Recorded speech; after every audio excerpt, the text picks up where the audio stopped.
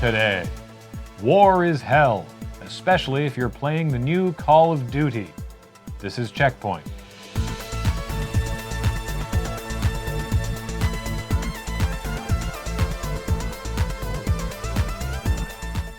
Welcome to CheckPoint, broadcasting this week from historic wherever the hell we live. Victoria? Is that where we are? I'm gonna be real with you. I was up real late last night. Unless you've been in a sensory deprivation tank, you're probably aware that Overwatch has a new hero, a support character named Moira, who has ties to Blackwatch and Talon, and yeah, this is all very neat, but the real news out of BlizzCon was that Overwatch almost had a hero named Jetpack Cat. Look at this concept art! Specifically, the sketch on the right. Overwatch almost had an angry Jetpack Cat in the style of Baron Harkonnen from the David Lynch version of Dune. Ultimately, the idea was scrapped because the dev team thought it was too ridiculous for Overwatch, which I know is code for so incredible it would have destroyed the meta. Valve has taken a harder stance towards adult content on its Steam platform, now disallowing developers from selling patches to uncensor adult content.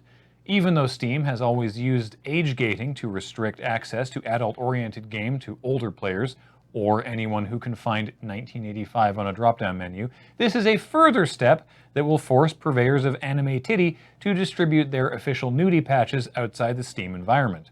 Valve is, of course, able to run its service however it wants, but this change is upsetting some and not just folks who like a bit of smutty fan service now and again. The developers of these games were contacted by an actual human Steam representative to inform them of the changes, meaning there are actual human beings at Steam who are ostensibly in charge of content.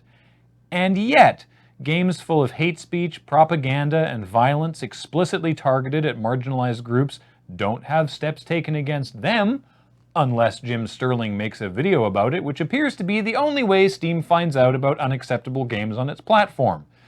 So, I don't know, recommendation to the booby devs, just leave the patches up there. They probably won't notice.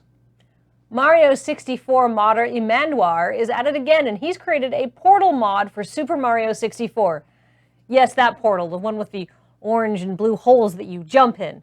And it works perfectly. Super Mario 64 is basically now the game. All other games are Super Mario 64, and Super Mario 64 is all other games. I would make a joke about how Super Mario 64 will eventually become Super Mario Odyssey, but Emmanuar already made that mod. It was a flurry of announcements from BlizzCon last week, and players of Blizzard games were blown away by the drift of news. Whiteout. Among them, the announcement of World of Warcraft Classic, the much-asked-for return of a vanilla World of Warcraft, which was met with thunderous applause and a cacophony of social media hype, finally settling into a mountain of questions like, but how will X work, and will it include Y? The biggest question of all, of course, is how will this hold people's attention for more than, like, a day? Because people don't want to actually play vanilla WoW. They want to recapture the experience of when they played vanilla WoW for the first time in 2004. And bad news, Blizzard is an amazing developer, but they can't round up all your old friends, put you back in school, and set up a LAN in Greg's basement. You might have heard that the latest Call of Duty game, World War II, is very hard. Developer Sledgehammer has ditched a staple of modern shooters, the regenerating health bar, in favor of good old-fashioned med packs, which need to be managed in your inventory. According to game director Michael Condrey, the decision was deliberate and designed to make the player feel like they really were a soldier in the Second World War, i.e. an inexperienced kid with almost no training instead of the battle-hardened super soldiers players are used to controlling in other Call of Duty games. The goal was to make the gameplay more strategic and realistic. Except, of course, with checkpoints at all the major points in every battle, helpful loot boxes you can summon at the drop of a hat, and miraculous medkits that magically put all your internal organs and blood back inside you. So very realistic.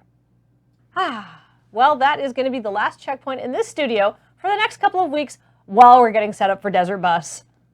Wait, really? We're tearing down the setup already? No, but Johnny has this room booked for the next 9 days for screaming and panicking. All the sound-baffling foam we've put up means that you can just really let loose and still get crystal clear audio fidelity on those screams. Huh. That's nice.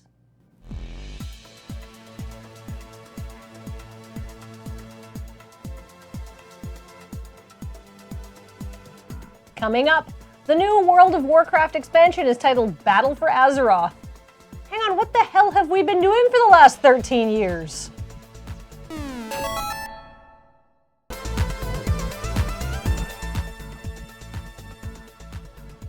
We're trapped in the void. Help. People in the chat being like, it's such a shame what happened to Greg. Yeah. With that terrible super fire.